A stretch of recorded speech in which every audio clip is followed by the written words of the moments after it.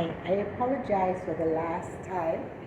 I didn't finish making the video. My phone just cut me off because I've been having problems with my devices for a while. One of them got damaged by a liquid that I normally use for my videos, and I was resorted to an old one I used to use, and that didn't have enough memory, so that's why it cut me off while I was talking about number 13, when they defraud you, when your employer defraud you, scam jobs, red flags that a job is a scam job, red flags that employee is a scam employer, red flags that it's a toxic environment, working place, red flag that your co-workers are toxic, red flag that co-workers, employer, work environment is toxic, not safe, hostile, scam, the whole bit. That's what we were on. But number 13, I was on number 13, and I think I call it number 9 then, but when I go back and check, that was like number 13 because I was saying like more than one sign in just one slot. I was saying number 1, but I've given you 3 things in that number 1. So when I work it out, it's about number 13. I was talking about signs that you should stay on that job when they defraud you of your time, steal your time, or any defrauding activity. Let me sit down. Any defrauding activity, such as stealing your time, deducting your time, although you already work time. I had that experience with Lee Walden. I only worked part-time when I was working with him at Paul Best, and 6 hours a day for 5 days, Monday through Fridays. And I noticed like 2 weeks before he fired me, he had 2 or 3 weeks, he had my time just show, like, you couldn't tell if it was a 5 or 6 that was on it, because he is the one who wrote it in and sent it to, and he gave it to me, and I faxed it to his partner. But you couldn't tell what it was at first, because it wasn't clear. It was like, you couldn't tell if it's a 5 or 6, so I know I'm not going to be there when his partner reach out to him and ask him. So he's probably going to tell, I had a strong feeling he was going to tell me it's 5 hours. And so I fix it and send it to the partner. So because I was there for 6 hours every day, and we normally send in a timesheet for the week before. So when we send in the timesheet this early in the week, it's for us to get paid for that week that passed, that weekend. So I fixed it. So I guess he realized that I got paid for it, and the very next week now, that was always my duties.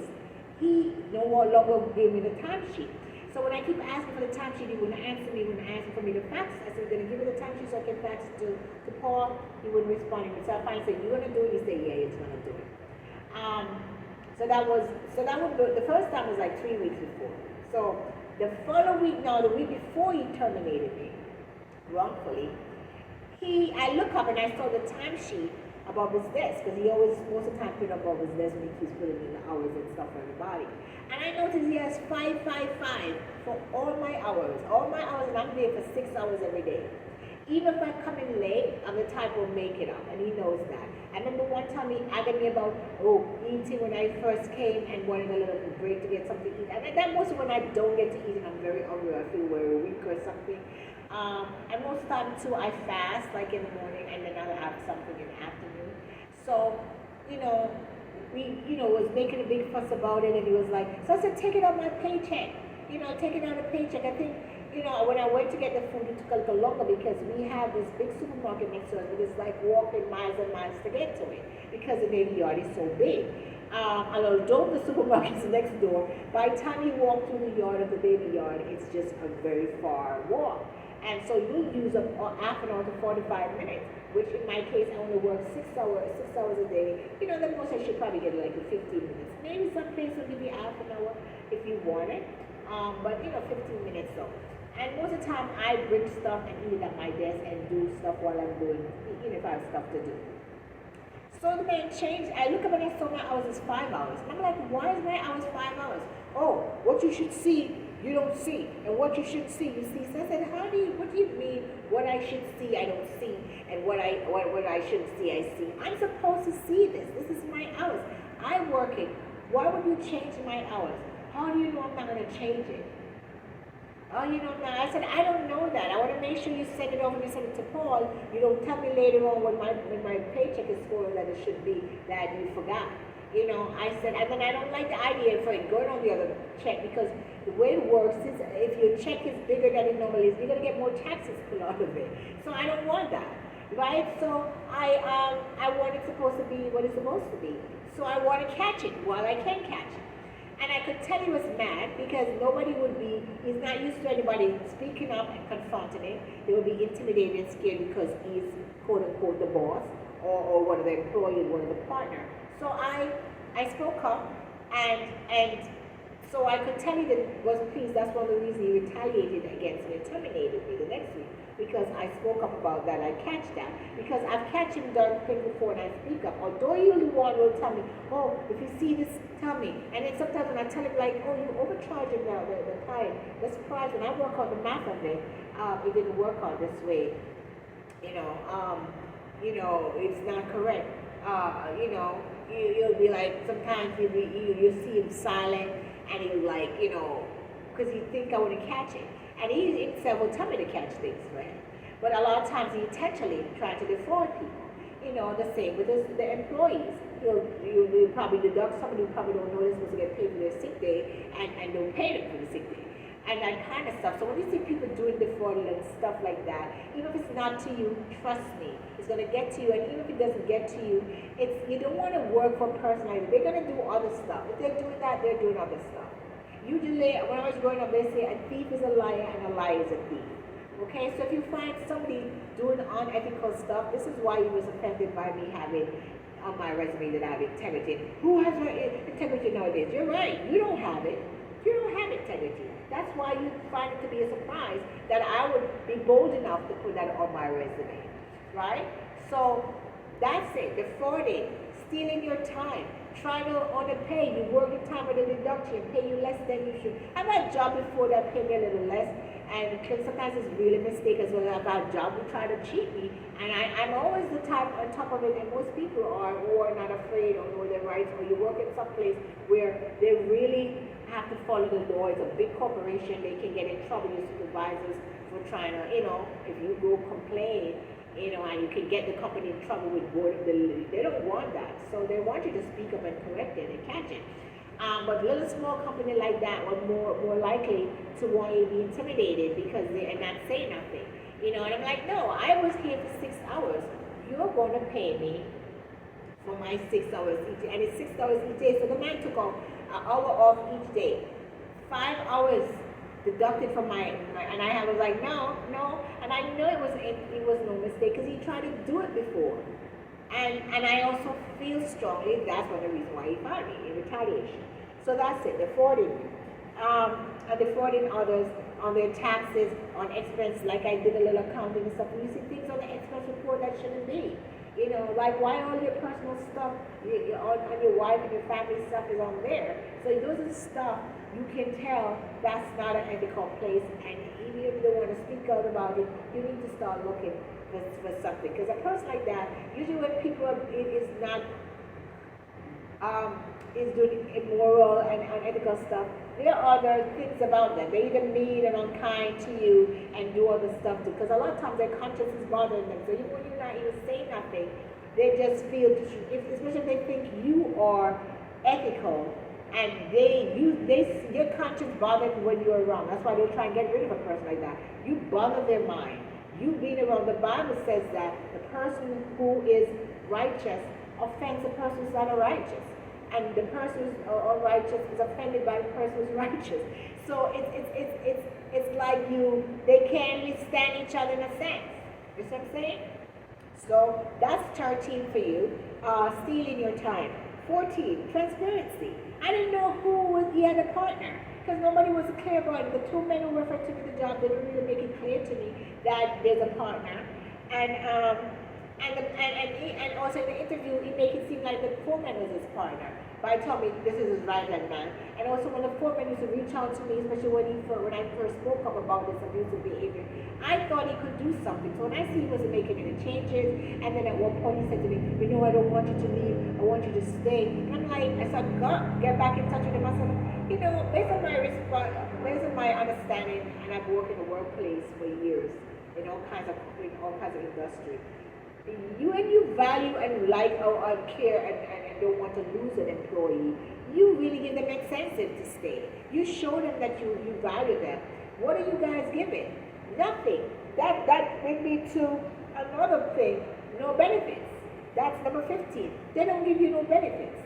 They'll give you no benefits. So I don't want to be back, but back to 14. I'm like, what are you giving me? When you really value, you give them something. There's no sick days, no paid. Well, paid sick day because it's a law, but there's no paid personal vacation day. There's no medical. There's no 401k. There's no life insurance. You give the employee nothing, not even a card. I was there for Christmas and not even a card. And I was told that he does it every year. He gives none of his workers, not even the electrician, nothing. But he's on the phone, rubbing it in your face, calling up a secretary for one of his clients. Oh, whatever you want, choose whatever you want. Merry Christmas. Because I know he likes to psychologically abuse. So I just put myself like, no, you're not getting through to me with that. But a younger person, I knew somebody who just came out of college or high school, first job, going through that, or not really experienced like me, mature like me, that would have affected them. You calling up this young lady, you like it? Ooh, Merry Christmas. Ooh, I take care of people who take care of me. The people who type your invoices and proposals take care of you. That's why you get that check. The men who are doing electrical work for you are taking care of you. So the man is so ungrateful. That's another part, ungrateful. When they can't just even give you, I've worked with places, they didn't mean to you, but at least they're hypocritical. Even they're hypocritical during Christmas time and give you a card and a bag of candy. They show at least, don't let you feel small during the holiday. But this man is so cruel and mean, even during the holidays. He wouldn't even give me greetings, give away greetings. When I greeted Merry Christmas, Happy New Year, although he's celebrating because I hear him tell it to other people. He's telling it to that girl and he gets the gift and telling her she can get any gift she wants.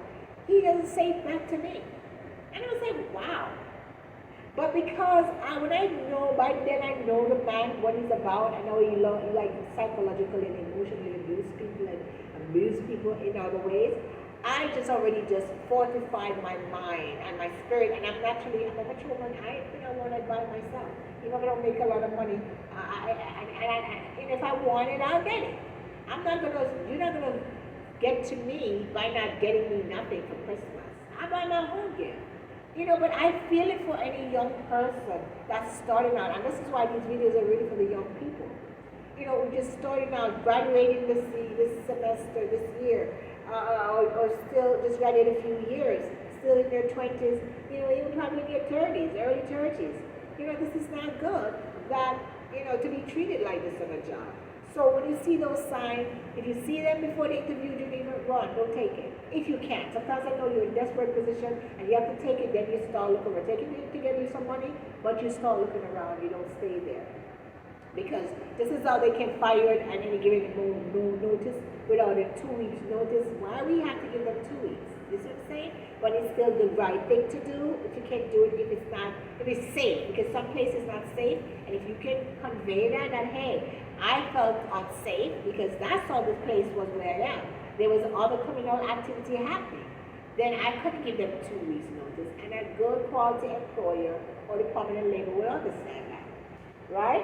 So transparency, I didn't even know he had a partner because the vacancy was a foreman. He told me in the interview, this is my right-hand man about the foreman. The same thing, the foreman acted as first as if he could, until I see nothing, he wasn't doing nothing, could make no change. When I said, hey, I should get more money, and they say he was going to go to full-time, I see he wasn't saying nothing. Then eventually I realized, oh, he's just playing big shot. And at one time he said, he told him, Lee Waller told him, the office is his domain, he shouldn't get involved. He must stay only with the guys on the job in the field, so Lee Waller, don't want to get involved with anything that pertains to the office. So that was his excuse eventually to me. When he couldn't deliver nothing. But he's telling me to stay. And I'm like, stay for what? There's no incentive. There's nothing given to me. No medical, no dental, no paid vacation, no paid personal, nothing given to me. So why should I stay? As a matter of fact, the man asked me to interview, are you taking vacation? Because I want somebody who's not going to take off right now. And blah, blah. That's because the guy that I know probably told him I went on vacation a few years ago, a year or so before. the year before. So they want to make sure I don't have a life. I don't enjoy. And then, I was off most of the time not working, so I wasn't looking to take no vacation. But you see the problem, the barrel mentality and the oppressive mentality, but and make it seem like he was going to go on to full time, and it was just part time. So the transparency, didn't know who the partner was.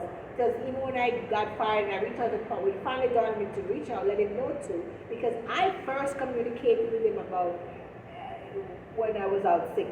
I sent him a note that I was sick. And I sent Lee a note on a phone call to Lee Walden. And because I knew Lee, by then I knew Lee is a liar. So I didn't trust him, and I knew I could put it in writing. And I said I want to give it to the partner too. Excuse me. So I did that. So I didn't know. So when he was saying to me, "How you just telling me these things now?" I said, "Listen, I didn't dawn on me. It didn't dawn on me you were a partner." "Oh, but you don't see that's my name." I said, "I see your name, but people use their family name all the time, and friends name all the time for business. Oh, maybe because they want to hide from the government tax purposes, whatever. I don't. It never really dawned on me." And also because of the way you treated me. He didn't greet me either. When he sent a thing to the office to our email saying Happy New Year, and I responded, he didn't respond. In the beginning, every time I sent an email with like an attachment of some kind of document and a greeting good morning, he doesn't respond. So I said, you didn't treat me like you supported me. I would get any support from you. So that's why I didn't even bother reach out to anything but dawned on me, because it was so ingrained in me for a long time that it was the foreman and him. That it for a while, it didn't dawn on me until I was actually fired. So, hey, let him know. Didn't dawn on me because I didn't know until 2 months or so that he was really a partner. He's the one who signed the check, because he would say, "Do you see all your check?" I said, "When I get direct deposit."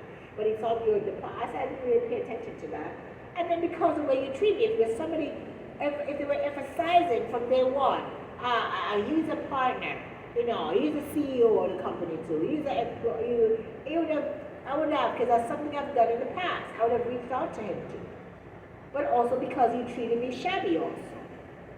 And kind of want to gaslight in a sense in some of the conversation we had the day when I terminated, and wasn't too truthful either, because some stuff he said to me, and then when I try to say to him, "Hey, I want this and that," he didn't want to go through it. He said, "Oh, you're a good person, you're a good worker, and I see this about you."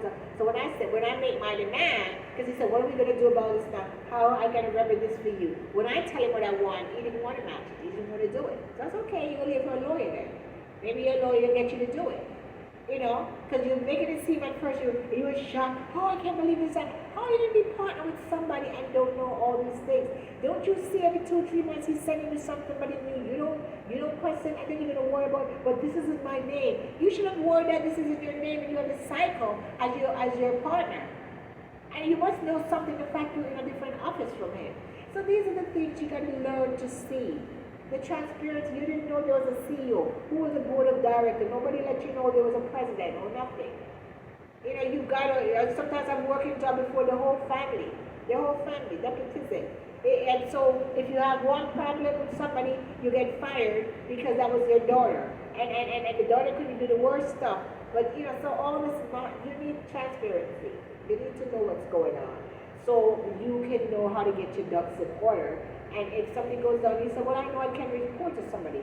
Because I would have been reporting to him too if I knew for a long time that he was a partner. So transparency, they're not transparent with you about that and other things, that's a red flag. Another red flag, lack of courtesy, which I mentioned, which is, I mentioned that's a 15. Not greeting me when I greet them. The Lee Walden was the one who share officer, never greet me when I say Merry Christmas, Happy New Year, and he celebrated, because I hear him telling it to the girl on the phone and other people on the phone, but he didn't say it to me. So those are red flags. Number 16. When you try to complain, your guest lie. They make it seem like you see things. I remember Lee Walden, like the same week I started, put a computer right next to me. As you come through the door, open up. It wasn't there before, but as I started that week, a day or two, then one exactly next to me, open up 2 laptops. He came over to do work on it. We never did. He worked one of them once in a while. But he has his main computer behind me, a little one on the desk, and then a big one. Like to let you see that I can see you. The same for one on my desk. A little one and then a big one above my head, right? And I said to the foreman, hey, that's like telling the person I'm watching you. Oh, that's not it. I said, those are cameras. Because a lot of times, as soon as I step out to go to the bathroom, or when I first started, I went to get something to eat, the foreman will be calling me on the phone, or him. Or sometimes I leave. So to me, you can't tell me those are not like you're using those as camera. And to me, it's also like a scared tactic. It's like a tactic to intimidation tactic. You know, and I was like, it makes me angry because I know I'm not the type of person who deserves that kind of treatment.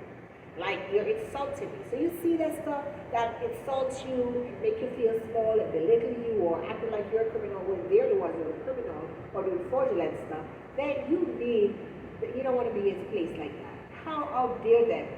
What nerves? Okay? So number 17, obvious mental psychological abuse. Abuse you, belittle you, tell you all kinds of stuff that's not good. Oh, you can't do the work when it's not true. When you know this is nothing for you to do, you have to do more advanced stuff like this.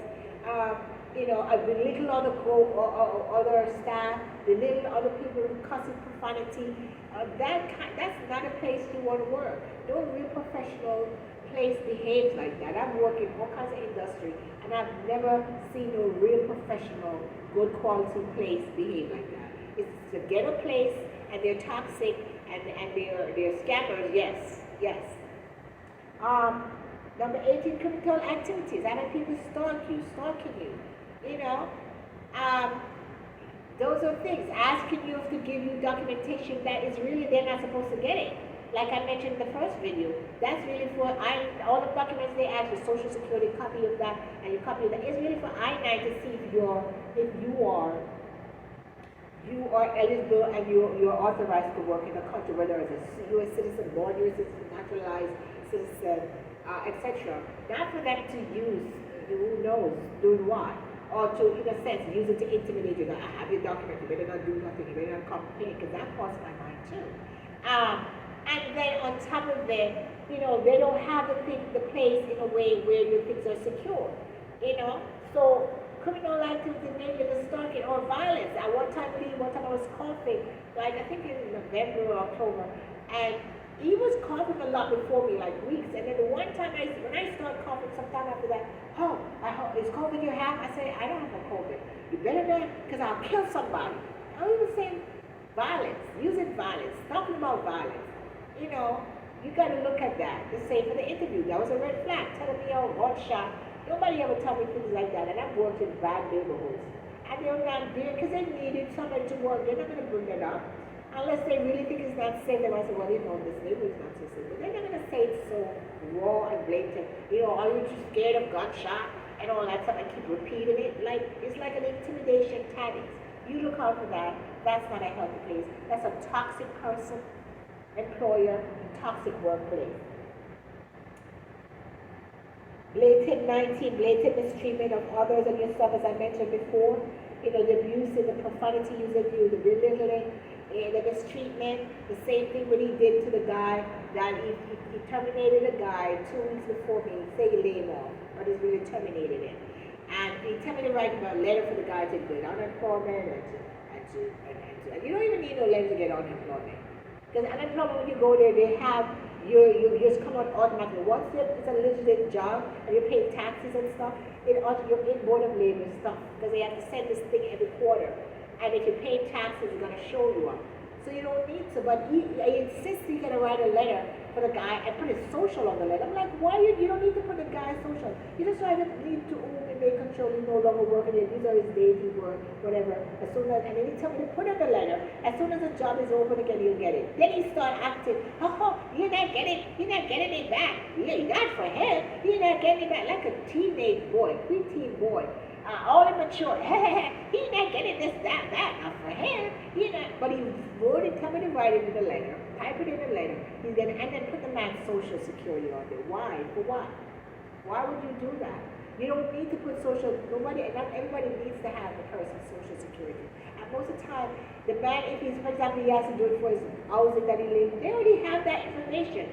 He just give his name and show how he invests in. And And they probably know him if he's somebody paying his rent and going to the office. They know him, they'll know him. You don't need their asking for ID. You know it's you. Because he wants to hurt the man and harm the man, to me that was mistreatment. Put the man's social security on him. So anything the man is doing, that person has access to his social security. And I know there's another reason why it's that. Because he's probably using the man's stuff fraudulently for you. He wants somebody else to have it so that when something goes wrong, it doesn't look like it's him. Why else would you be putting a man's social security that has worked for you for years, on and off, many years, on his thing? Why else? To hurt the man, to harm the man, and maybe to cover up what you are really doing. Number 20, don't value. Don't offer you no incentive, like I mentioned. Don't show you respect, courtesy, speak to you with courtesy. Good morning, good, don't answer you back. Ignore you and just greet them, send them an email or in person. Don't give you nothing anymore. I leave a card for Christmas. Even they don't give you a card for Christmas, little bonus, or give you some kind of incentive, a 401k, some insurance, some medical, some that, nothing. The only thing I got from this job I was working was the sick days that the law in New York says you got to provide the amount of sick days. They give you nothing of their own. Don't value their work, no matter how much you help build their business, bringing in an income for them. They don't give you nothing. So that's how you know you can't see a place like that. Doesn't even when you see you around holidays time, they treat you poorly around that. Don't greet you, don't even give you a card. But then and especially if they're doing it to other people. Oh, happy Merry Christmas. Then you know it's you. Like, how you gonna mistreat your workers who bring you income and bring you revenue and profits? How do you treat your workers like that and treat outside people better than them? I don't get that. That's really a psychotic, evil person does that. But you see these evil behavior, wrong. Don't stay on a job like that, and if you see them before you take the job, don't stay there.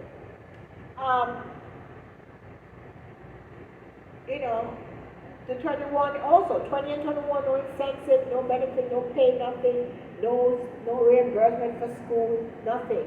22, unprofessional behavior, like I was saying, jumping around, hey, you're not getting back this job, and acting like the immature preteen boys, cursing for fun, everything goes by. This man is into investment. And every time the stock market go down, that's when he's treated the most abusive. One of the reasons too why they want to play it off, like that's why they fired me. Because when the partner was saying, we lost money and we going, that's one blah blah. I don't know nothing for sure. They had one client, the main man who was supposed to get them paid for that time died. Somebody got sick and died shortly after, and the other people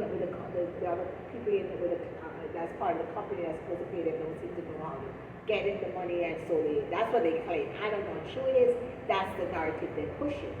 So I think that's one of the reasons. Another thing, people can plan things and pretend to. I don't know. I know the man died because I did look it up and find out that he died. But you can lose a dollar from your millions, because trust me, these men are millionaires. They can use a dollar from their money, but you've got to take from your little worker who's only working part-time and you didn't even pay them the money that they thought they were going to get. Your other little let you underpay. I remember the first time I started working there, I hear the foreman. I think that's a thing that men do. He probably, because he knows I see the pay, everybody's pay and stuff. He was like, I used to make more money than this. I'm like, why is he saying all that? And I asked him that. Why, you keep saying that. I used to make this amount of job. So I'm thinking, why, if you can do better, why are you here? And he was like somebody who's been there on and off, coming there for years. Why? But then you never know what people are doing to you, why you're going to end up coming back to them. You're surprised. Because I see some things go down on that end too. And then people will try to lie on you and keep you down and be a person that you're subservient to them and you're their slave for life. You can't get no job anywhere else unless God work a miracle or you know how to fight things, or if you find out they're doing something wrong, you can sue them for it, because by law, you're not supposed to say and do certain things for people not to get no job and move on. You're supposed to, in New York, only give the date they start and where they head, and nothing else. But some people don't know that. All right? Anything else, you can sue them for it. So, and he was like, I used to make more, and I'm like, why? Because I could tell he has a lot of skills, and I think that's one of the reasons why he abuses staff. If you're very skilled, like me, you see that knowledge stuff, he resents you, he's jealous of you, that you have knowledge and you have skills and stuff. He wants to oppress you and put you down and nitpick at your self-esteem by saying all these belittling stuff, so that you don't really value yourself or see how skilled you are, or your self-esteem go down the tube. This man does. And that's why I speak up and make these videos, because I keep thinking of a younger person who's just starting out. To experience this man is horrible for them. Because I know when I was younger, I would be easily embarrassed by something. That's why I told you I'm not embarrassed to post this. I'm not embarrassed because I know these are scam, toxic place because of legal stuff. So I'm not embarrassed by that. The other one, I'm the victim here, not them. So it can happen to anybody. So I am not embarrassed by certain things anymore too. I'm a certain age, and you become a certain age too. Your experience in life tell you that's something to be embarrassed about. You need to tell somebody and help somebody and protect somebody else, and that's what I'm doing. So that's it. I'm not like I said, the foreman was saying, I used to make more money, because I guess he saw that I seized money, and he keeps saying that. But he has a habit, and that's one of the reasons I used to complain to him a lot too. And you can call that 22A,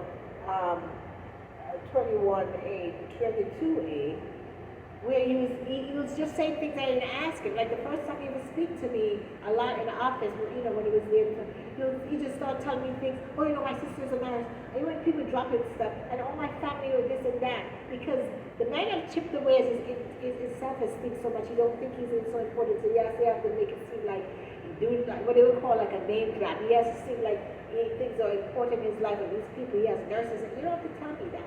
And my son, he graduated when he was 15, he was so brilliant, and then he went and made a mistake and told me his son is a hacker, he can hack into anything. And I'm like, who says that? So that's one of the reasons too, when I pulled away from him, was for that. Because I remember I'd be on the phone with him, and my phone was doing all that stuff. When I say my contacts is open and stuff, this is why I'm aware that people can send you a link and send you stuff and stuff. My contact, and because I used to anger him a couple of times, I feel he put some kind of tracking device on my phone. That's why I changed my number and changed the phone. And the same for another girl I used to rent from. Say she's a Christian, and one day she asked me, let me use your phone. She walked away, and I'm like, I thought about it, I said, what ethical person who actually used a phone, because she was doing something in the morning, and walk away the person for it, and then she was asking her on her computer. So I was like, and then my phone was doing all kinds of stuff after that. And I'm like, you both say you're a Christian. I don't trust you. You already told me your son is a hacker. Like, that's nothing for a Christian to boast about. That's one of the reasons I say I don't think he's a Christian. A real Christian would say, you know what? Pray for my son. He's doing hacking. He's not right. You're going to brag and boast that your son can hack into any phone. And that's a turn off for me. And then when I see my phone start acting up because I am around you and you have access to my phone, I just feel like you might have done something to my phone. So you see stuff like that, those are red flags. It's a little bit off from my tactic, but I wanted to say those things. A professional, act temperamental. Number 3, the temper moves back and forth. When the clock marker is up, he's all happy. Good morning. And then when it's done, he's cussing you out. He's nitpicking. He's accusing you of stuff. He's hiding stuff and saying it's you. He's misplacing things in the file saying it's you. He's changing things on your type that you type in documents and saying it's you. Those are red flags. That's a pre-teenager, teenage boy trapping on a senior citizen body you're dealing with. You don't need that. You don't need people who are supposed to be adults acting like you're some kid. And when things go bad, they don't have self-control. And this man has nothing called self-control when it comes to his behavior and his temper and the words he uses when things are not going well. When that man died, the one that died that owed him a lot of money, that's when he really was going berserk, he seemed like. And stuff. But if you feel that was the main reason, that's what I said to his partner. If that was the main reason, you should say that to a person. You don't put a wrench behind the door and block me out after I tell you I'm coming in. That's why it don't make no sense. I feel like it was retaliation because I speak up when he abused me and say profanity, and also because I was out sick. I've never been out sick. So you want me all the time there. And that's why every time too, when they're closed, the office, because he told me in the interview, the very first week or so, it's all about control. It's all about control. And I was like, what is that about?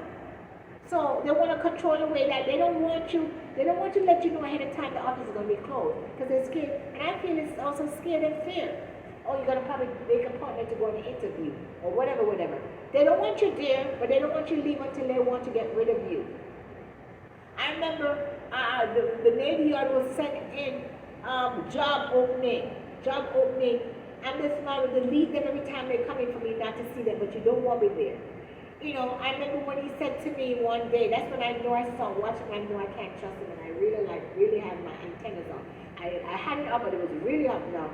When he said to me, after saying to me in the interview, we want something permanent. Can it be a permanent? We want something that's going to be a long time. It's going to go on to full time. And he said to me one day, I think it's right after I have an argument with him, you know, about his behavior, speaking to me disrespectfully and saying profanity and stuff. Oh, you know, nobody stay here for a long time. I said, why is that? Oh, that's because people just come for 2-3 months and they move on. But I said, but that's not what you told me in the interview. You told me this job is going to go on to full time and you want somebody a long time. And so I said, you lied to me. Then that means you're a liar. And I was blatant and I told him that. And I didn't like, I said, yes, you did, because that's not what you told me. That's not what the man told me too. So from then, I knew for sure. From then, I started really like putting my ducks in order and being observant more and more. And just realize, hey, I can't, you know, this is a lie. You can't work for sure. So when you catch stuff like that, you know it's time. You don't stay. It's not going to get better. People do, this man does so many things, you'll be a fool. The thing is, and I didn't feel like it was getting better. I just was going to jump and run. I don't have nowhere to go yet. I didn't check up nothing yet. Because as I told you, I didn't have no energy or motivation. And I'm also tired. I'm at that age where I'm not looking to run up and down. I was willing to settle even into a small business like that. Although I'm used to working in big corporate with give me benefits and 401k and take us on trip and give us a 10% of a bonus of the year in and give us gifts and take us on cruise during the summer and give us medical and match our 401k with any money you imagine, medicals and life insurance and all kinds of incentives. I'm used to work with big corporations like that, but I'm at that age too where, and I'm also because of my Christian faith, you know, I learned to be content. I'm also somebody who wants somewhere I can grow and have freedom, and I can be creative and use my skills and stuff, and I love to learn. So I where I was open to that job, because I'm like, I'm not working in electrical. I've worked with 1 or 2 construction companies, but never electrical. And I was curious, I want to learn the job, and that's me. I love to learn. So that's one of the reasons too. But when he says that and I see other behavior, I knew I couldn't stay there. I knew. I just didn't have the energy. I was so drained. Leaving there every day, and I wasn't going to quit. I'm going to leave when I get something, or he has to fire me. A couple of times my husband would say, just leave. And I'm like, you do what you got to do. You'll see what happens. You know, so the tech terminal, up and down move, and acting like a kid when things just go wrong is not good. Well, don't care about your safety. Number 24, leave the door open. Like we rent out of an office space of somebody else, and this man will say, I'm leaving to go in the field. And if I don't get up and check, they'll leave that door, the main door that comes in, which you see in those first videos, that the one he has arranged the Barbie from coming in. Wide open for hours. Sometimes 1 or 2 times I didn't check because I was involved in what I was doing, and until I went to use the bathroom, I'm going to use a microwave, or I decided I'm going to get up and stretch my body, because when you sit a lot, it's good to get up and stretch and move about. When I do that, that's when I realize the door will be wide, and I'll tell him before I did it a couple of times, and sometimes, you know, him do it. Or when he bring that young guy in, he did it one time, and I said, you got to make sure the door is closed. He put me in safety. Also, when he leave other people's file. When he hired me, he had my file out for weeks with all my documents in. And I think it's also psychological. You know that I'm that type of person who's protected. of my things. I don't like the idea. And I'm protective of others too because he did it to the new young guy he just hired. And I said, hey, you have this guy phoning up for a week, why don't you lock it up in the safe? Oh, he didn't answer me because I want to think one or the other way he will mistreat you is ignore you sometimes, don't answer you. You'll tell me to ask him things, and when I ask him, he'll ignore me or he'll insult me. Oh, if you were smart, you'll know to do this.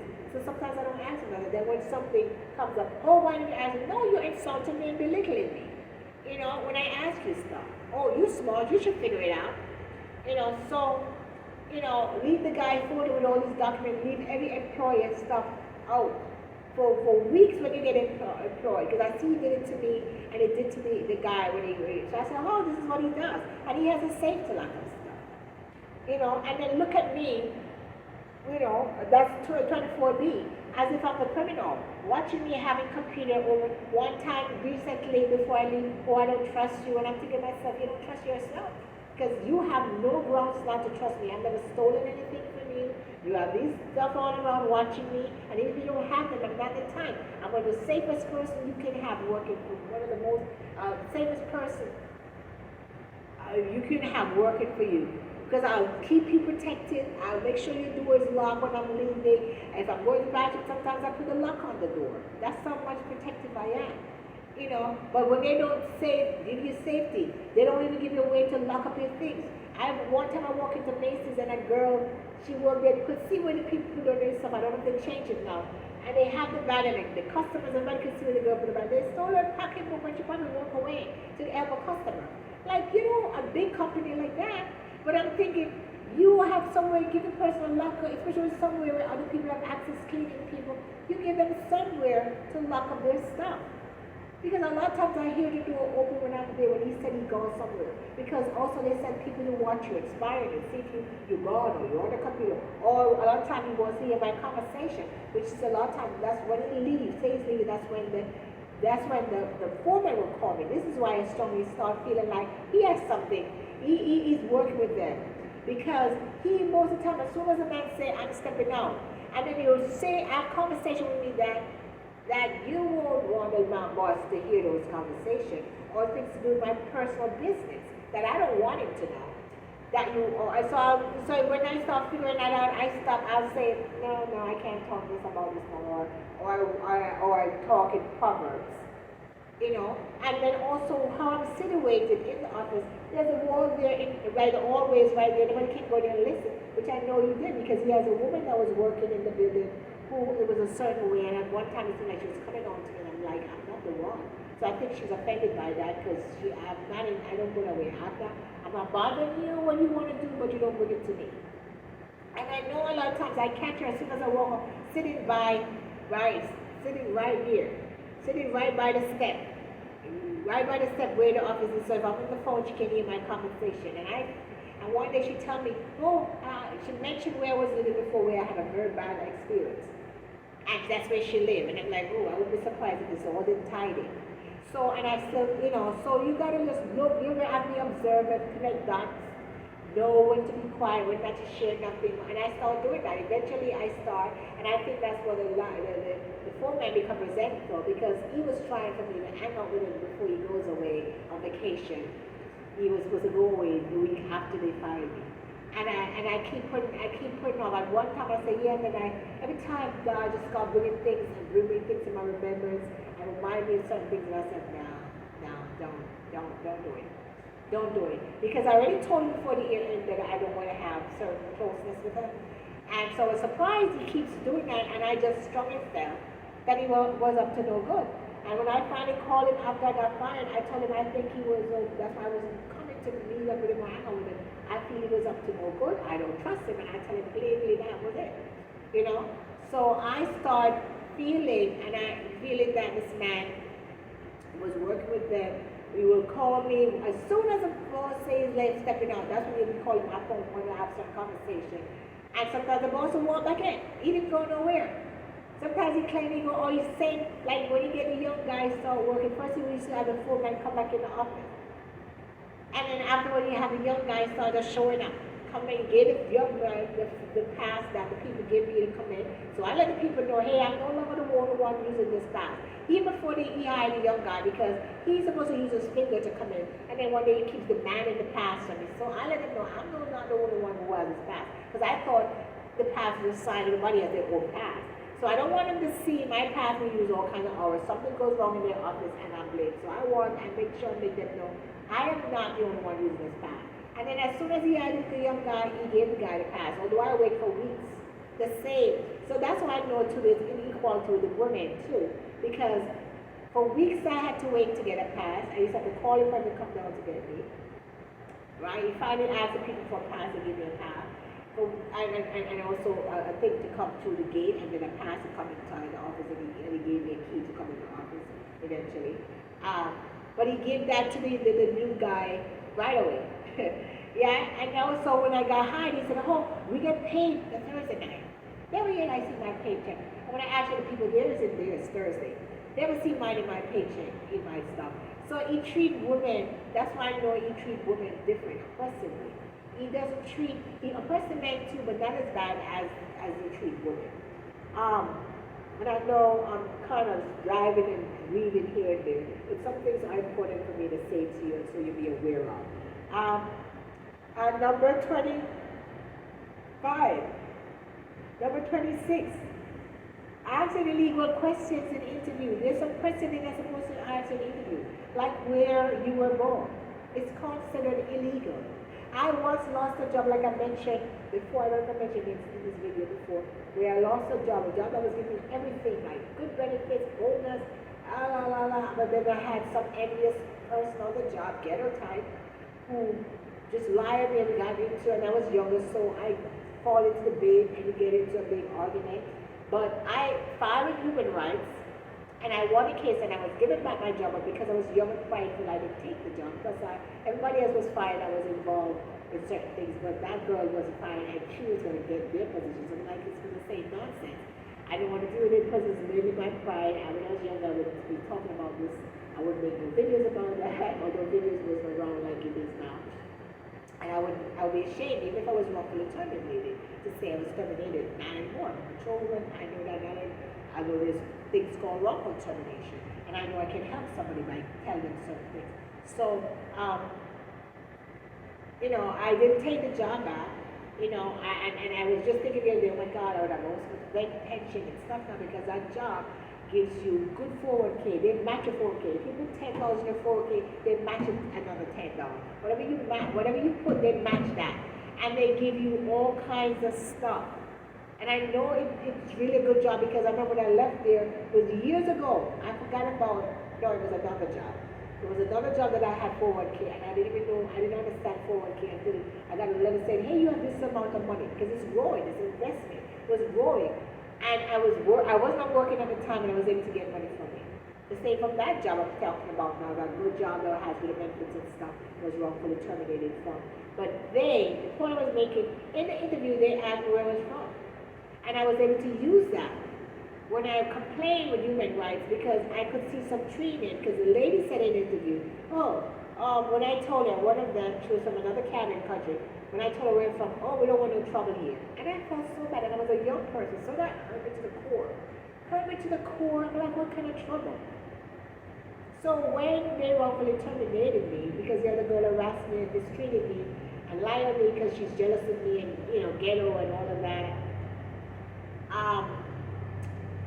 when I was able to bring that up, and I say, yeah, and even before that, when I was younger, you get coaching and training for interview. I don't know if they still do that. Interview question, you'll get paper, you get stuff telling you what's legal, what's not. There's questions that they're supposed to ask because they can discriminate against you. Some people, like that woman, has something against Jamaicans. And she was quick to tell me, we don't want no trouble here. Whatever problem she has with somebody has nothing to do with a young woman in my 20s. What it has nothing to do with me. But that's how a lot of people roll. And a lot of times it's human nature. You got to really catch yourself and say, you know what? It's not fair for me to treat this person this way because they're from that country, from that person who hurt me. Or they're from this ethnicity. That's why racism is still all over. That same mentality. Okay, it was this person who does this to me. So no, I hate all such and such. I don't want to happen to me. That's not fair to people. And everybody needs to get a fair chance to be, although sometimes you see pattern within certain cultures, and you see a lot of certain things happen, but at the same time, you still, when it comes down to an individual basis with people, you got to be fair to people. And I got back the job. Because even when I say you can get back your job, when I got the money from human rights, I didn't go because I was also prideful at the time. I also got another job that was paying me a lot of money, but it wasn't a permanent job. It was a temp job, a long term. Pay me more, but I didn't get no benefits. At the time, temp agency didn't give you benefits.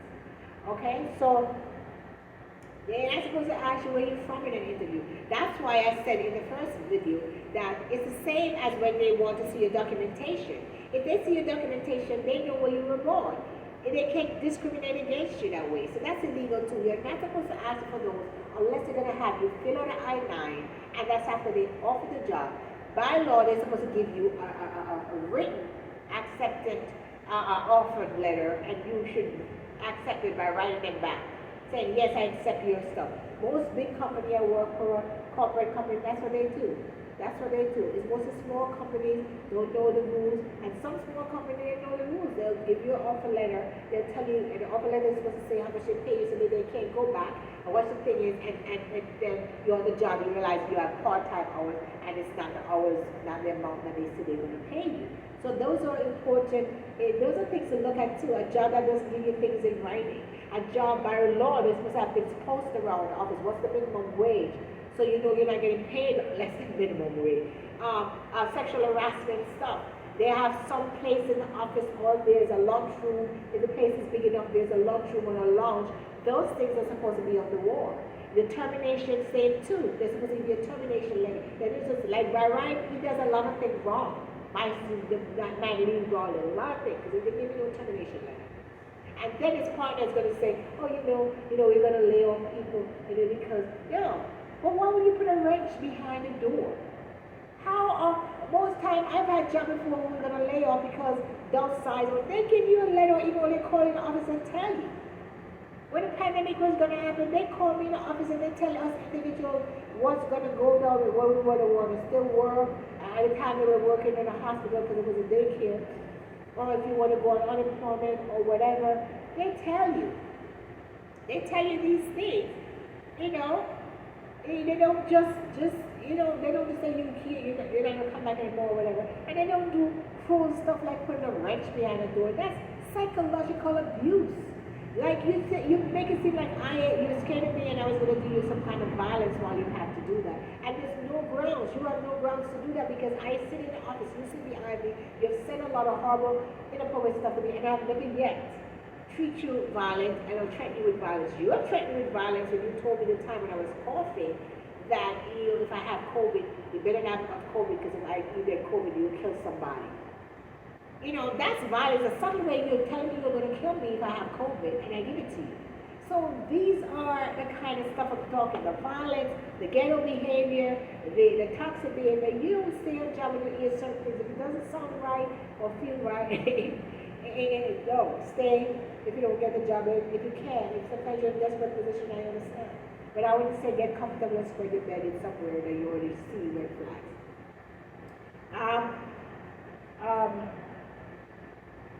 Another 127. Your body is going to signal you and let you know that something is wrong. Your body is going to, you don't want to go to work anymore. I love to work. I like to go out. And when you see a couple of times I used to call the former when I told him, I said, I didn't feel like coming into work. Trust me.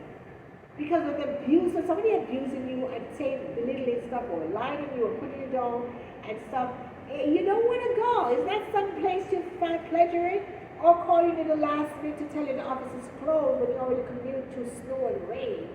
Those things are cruelty.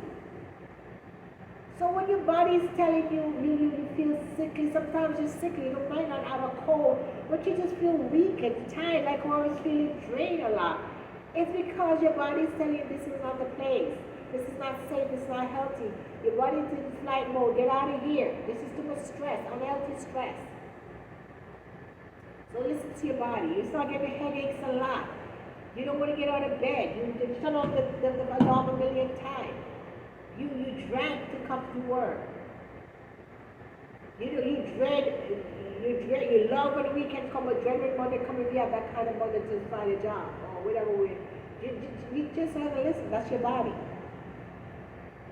28. When your supervisor, employer, co-workers I call get on the job. Say all kinds of cussing F language. If that's not a good place. I don't care if people want to say I'm bougie or this. I grew up a certain way. When I was going to start getting coaching for jobs and stuff, we're told to dress. That's our awareness to see you dress a certain way for an interview. And when you work in an office environment, you dress a certain way. I remember I got a job in an insurance company in my early 20s. And I remember this girl used to taunt me as I walked in, why are you dressing up? Because I was trained that way, to dress in a certain way, a little suit, jacket, or whatever. When you dress up, going, she would say, okay, you don't want to wear a suit, leave me alone. And then also I've learned over the years, you dress for where you want to go. In a career, you also dress to, you're going to impress your boss. Not that you can be dressed up and you don't know your job and you're still going to do other stuff. That's not going to work. But you know, especially if you're doing some kind of job, it's good to have the attire that goes with it. You know, some job has a Friday dress down, that's different. But you want to dress ghetto with your pants hanging down in the office and all kinds of clothing that's not crap on your foot, the crap shoes, and this nonsense. And then you wonder why some in a good, decent corporate places or good quality place you don't go nowhere. So, you got to look at that, too. The ghetto behavior of the job, the cussing, the dressing all kinds of way, and then jealous of you because you want to dress a certain way, and hate you because you carry yourself a certain way. You know, that's not a place you want to be, especially if your supervisor is doing it, employee. If it's just a co-worker, you can talk to your supervisors and get them to put a stop to it, fine. But if you're a supervisor and employees are not, then you have the power there. You need to get out of that environment. 29. Two-Face.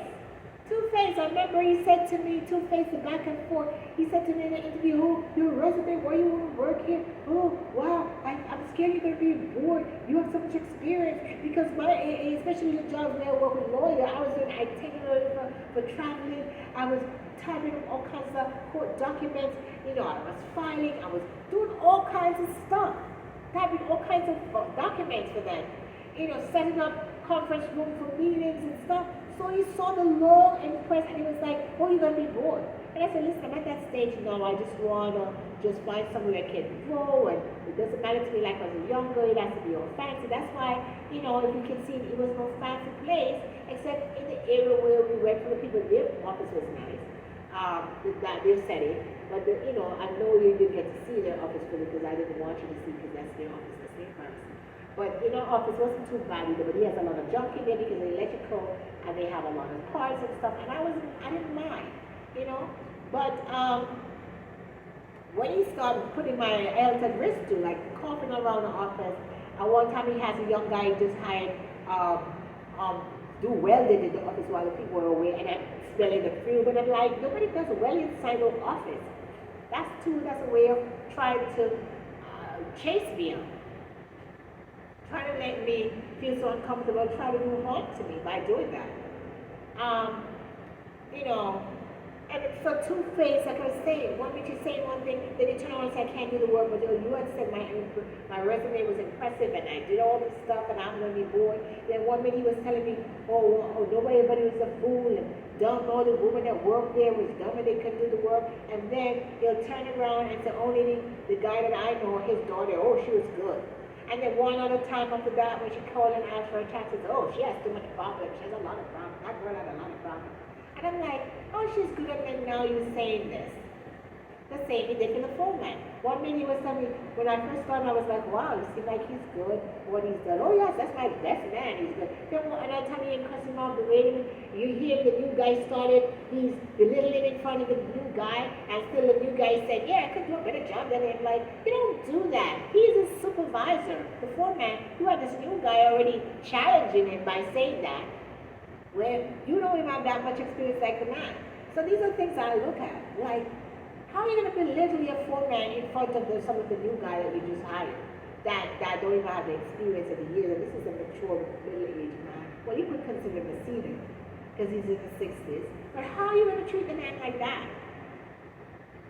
Right? And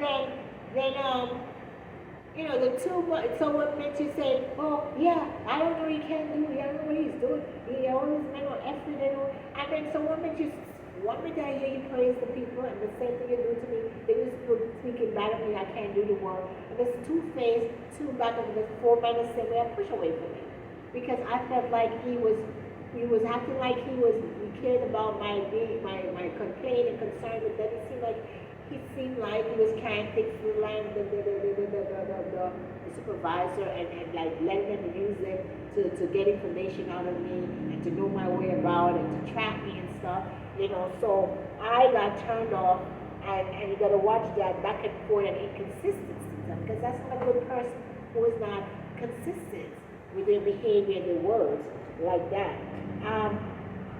And number 30, when people are dismissive of your complaint and make it seem like you're the bad person, or don't care. Like my guy that I know, Ron Ronalds, he told me a lot of times when I distance myself from you, or sometimes when he does reach out to me by email, like months of past, he said, Janice, I care about you. I want to know what's going on with you. I want you. I know you don't think I care, but I really care about you. I care about you. And I test him on that, because there are times I'm in situations where I ask for his help, and he always has an excuse. His grandmother died or something. Always. So that's why, another reason why I chip away from life. A good friend doesn't do that. Because I'm a good friend, I'm going to be there for you. I say that to any close friend. I say, listen, I'm a woman, but if you're in an emergency, I'll come in the middle of the night and come and help you. Say you're sick and drop off your bed, and I'm the only one who can be there for you. I'll come and take 10 training. Because that's what a real, genuine person who care about you does. Don't tell me you care about me and there's no action. And that's what the guy Ronald Ryder did. When I finally reach out to him, I reach out to him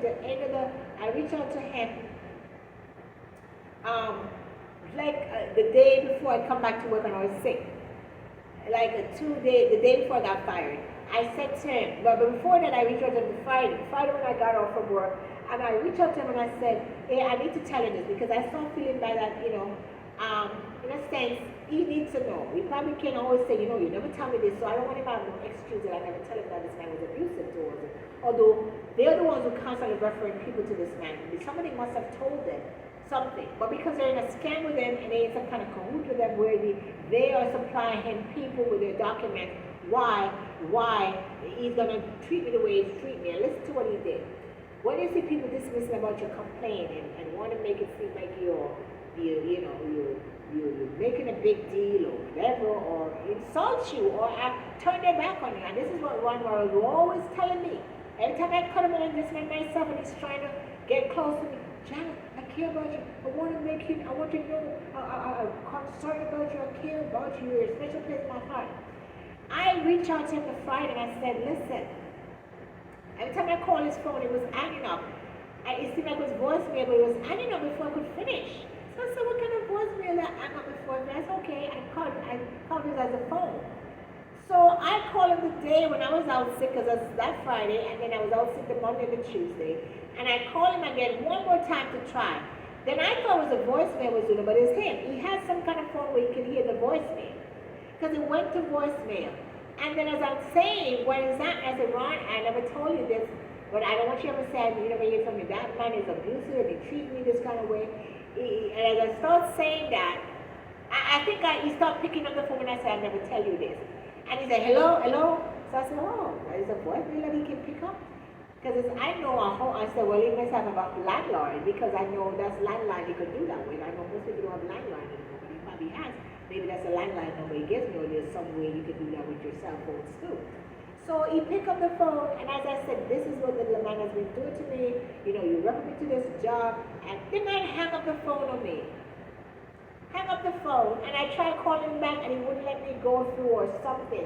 Or I couldn't, or as I started the voicemail, he keep cutting me off. That's why I realized his family was doing it. So I sent him an email about it. He sent me back an email. Oh, I don't know this man. Now you yourself told me that the man said your daughter was the best. One of the best he had too. You said that. You brought him both. So tell me that one time when I reached out to him in the beginning to say, hey, it's not paying me as much. You guys said it was going to pay me this. And the hours and that and all. And he was like, I And I said, but I also noticed, the main thing was saying that I noticed that nobody lasts a long time, and that's a red flag. And I was like, sometimes about chemistry, you mature, maybe you can get along with the man better than the young people. So I said, that's right, that's true. Because so I was saying that was it too. That's why I also put up with the man for a while too, because I'm saying maybe, as an old man, and certain things I was trying to overlook. But the more abuse and stuff I said, no, nobody should tolerate this. This is not right, this is wrong. So I'm going to speak out, I'm going to confront him, and speak. So I'm telling this guy I know now who referred me to the job, or referred me through his friend to the job, and he knew about it too, because I spoke to him since I got the job, and while they was kind of sending off my documents and that. And he was like, he sent me this email, oh, I don't know the man.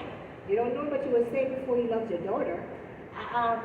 I don't know the man, and you blocked me, because I blocked them after I realized they lied to me about the man, and also because he keeps trying to cross my boundaries by sending me stuff by email. I'll kind of a link and send me text with stuff on it attached, and I'm like, don't send me nothing, because I'm very much understand and verse about these things. And as somebody I don't trust, I didn't tell him that part, but I don't want you to send me nothing. And sometimes I create an email just for him, and I use it on a separate device because I don't trust him. I don't use an unknown device that I want, because in case he sent me any spyware or something, that's how much I don't trust this guy. And that's from knowing how he is for years ago. Years ago when I knew him in the younger years, when I met him after, during my college year, which I met him after he was dropped out of college, he confessed to me that we used to have these signs in my college, my 2-year college, right in the library, right above at the wall above every desk, showing you a picture of somebody with an umbrella putting on another desk. If you put your pocketbook on the ground or your bag on the ground, and pull your bag over to their side and steal from it, and then put it back, and you never know that they stole from it, so they'll be warning you about using those long umbrellas. So he confessed to me once he did that. One time he told me, I used to do that. I was one of those people, and I had in the back of my head. I said, he's a young person, it's possible. But over the years, even as an old man, I found out he married illegal alien to get them their stuff for money. And that's why I said my first video, this man loved money, and he was selling his mother for money. And I'm thinking, anybody who's into these things, like these illicit, this is why I can't be close to people like that. And I'm not perfect. Everybody else has, like Jesus said, whoever without sin ask for a stone. But some things, it tells me I can't trust you. I can't trust you in my home. You do unethical, some things are some extreme unethical stuff that is like, some dangerous criminal activities or some really illicit stuff. I don't feel comfortable with you. And if I don't see much changing over the years, if for example, one time I think I told him I find people wallet, and they say, call me a fool for saying I give it back to them, I would not give it back or whatever. So so this is one of the reasons too, because I don't forget these things that people say to me. They say for the same for the foreman. He tells me something's a hacker. I don't forget that. And when I see my phone doing all kinds of weird stuff, when he's talking to me, I get me under the phone, my contacts and stuff are open, it tells me something is off, right? And then you back and forth, you're inconsistent, you're gaslighting me when I tell you what I see, and I hear about the landlord, I don't know why he said landlord, the employer, right? So back to Ron. And so Ron will be marrying people to get green card and get, so he can get and then charge them money, but he's not your husband.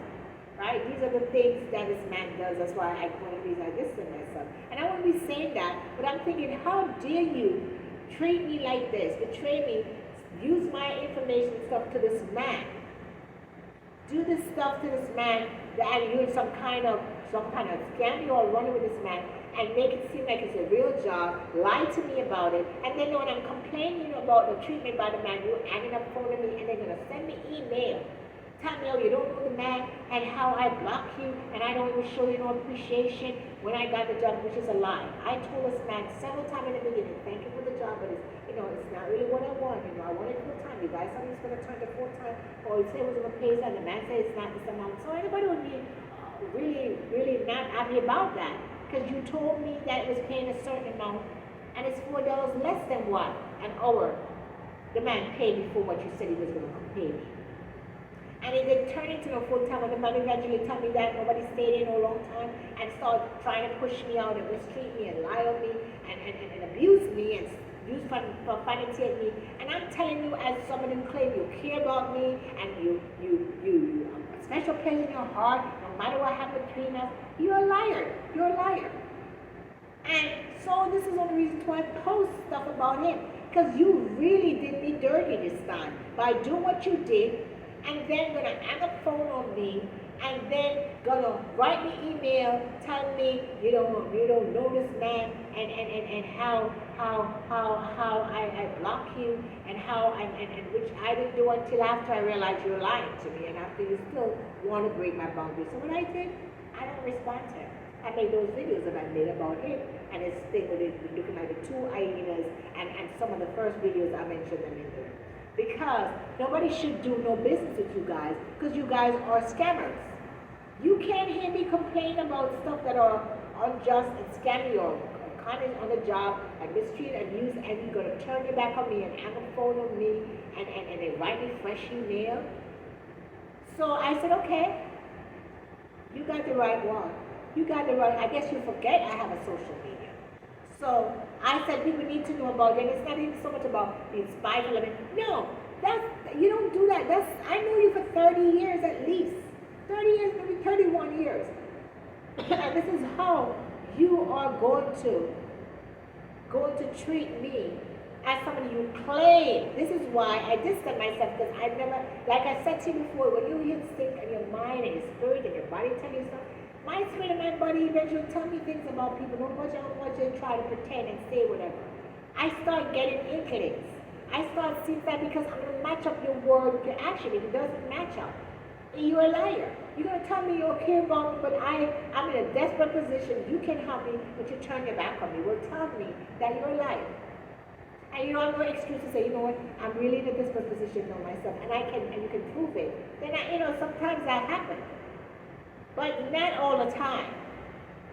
So these are the things you got to look at. People dismiss it. I have a relative, I was telling her the same thing. And I remember when I was telling her, she was like, oh, you need your whole job, which is what Ron used to tell me over the years. And I tell him, I think he only found me 2 jobs before this job. And I think I only work on 1. And I told him, because I think the second one, I got another offer somewhere, and I went to the one that I got. Because that's how much I never trusted in finding nothing. Because the first job he ever gave me, I went through hell. It was a foster care and adoption agency. And they had a girl on it. She was not exactly ghetto, but it's the culture. See as a threat.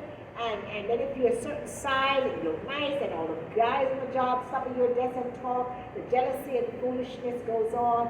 And also we were the only secretary they didn't know. And then they need 2 secretaries because they had a lot of caseworker, and they have 2 different sides. So you have one caseworker for caseworker A, caseworkers A, and caseworker B. They needed one. She wanted the whole thing. And that girl, and she said she was a Christian, mistreated me.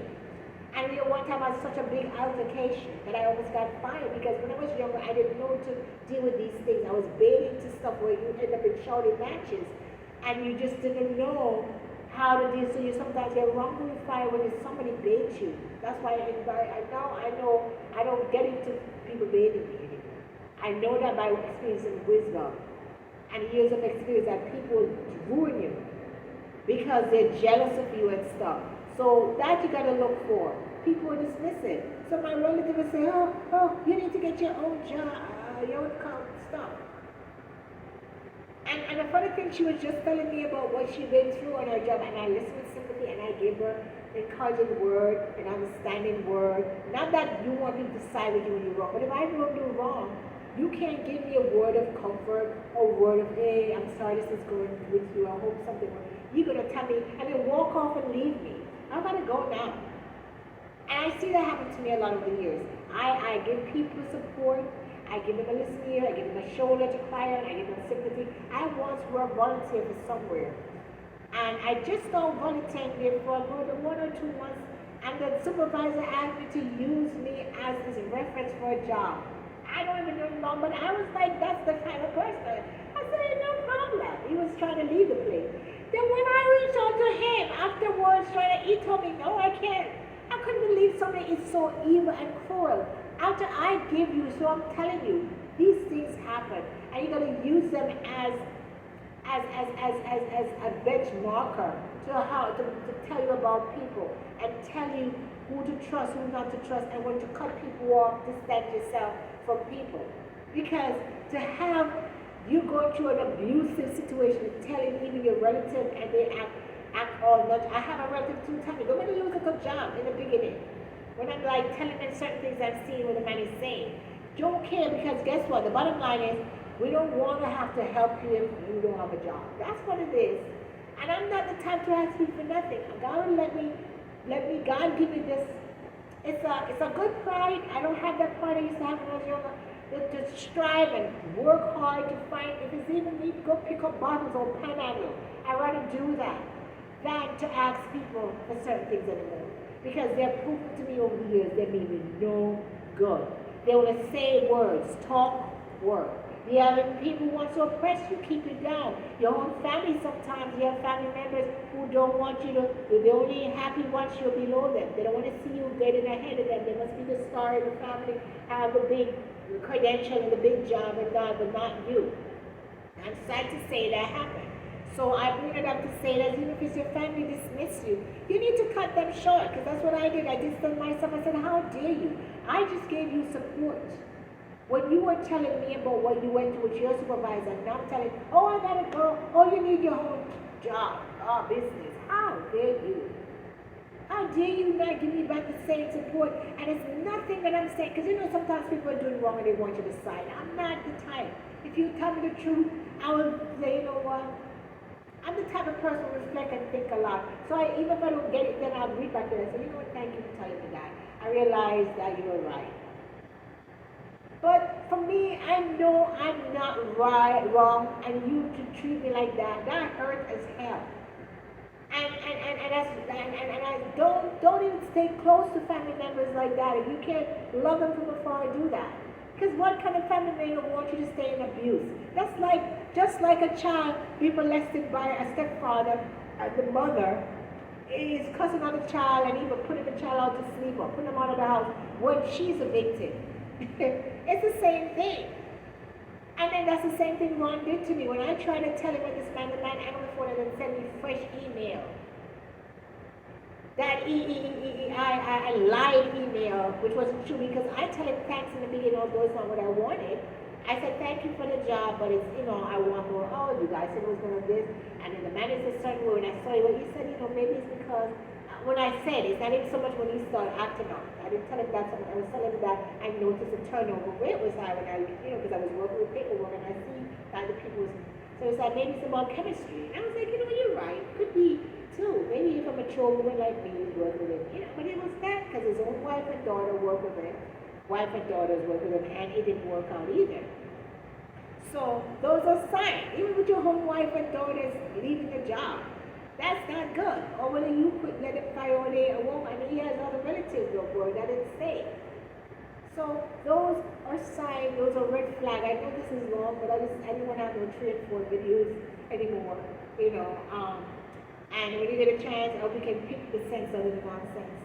And I hope this can help the graduates and any young person out there, or even older persons who just don't know the road, but somebody who's new to the country.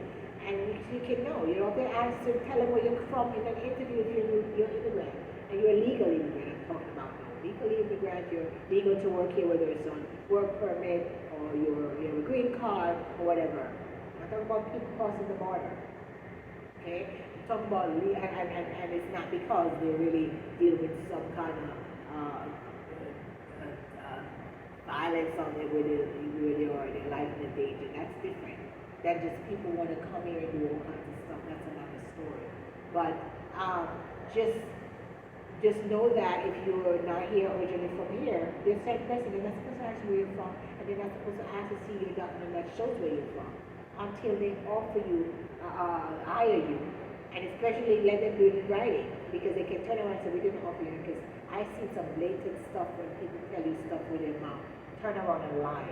This is why I do a lot of things in writing.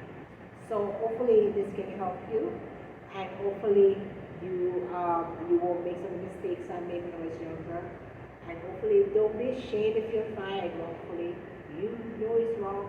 You didn't do anything wrong. If you want to be strong enough and complain and write and make videos like I do, or eventually if I still feel like opening up my thing to let people, to hear people's story, I'll do that.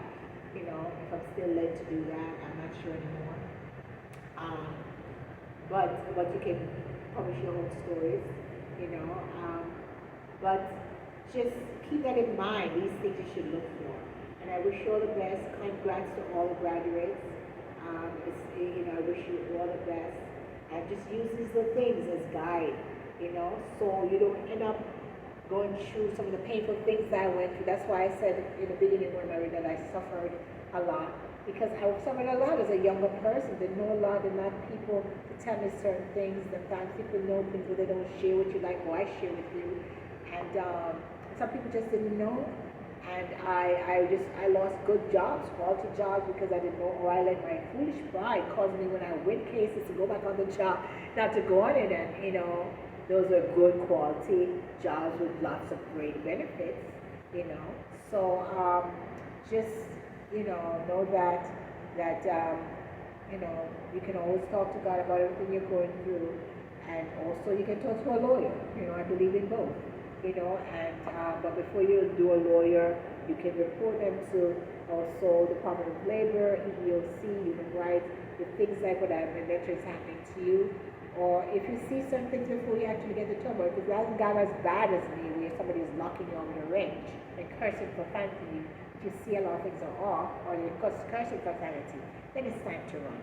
Okay? Take care, and I wish you all the best. Congrats to all of the graduates again. Take care.